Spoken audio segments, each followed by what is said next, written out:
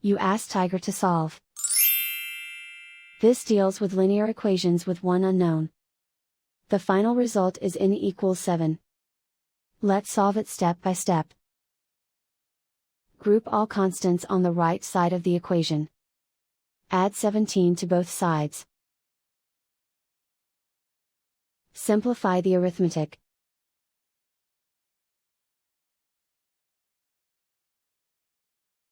Isolate the n. Divide both sides by 5. Simplify the fraction. Find the greatest common factor of the numerator and denominator.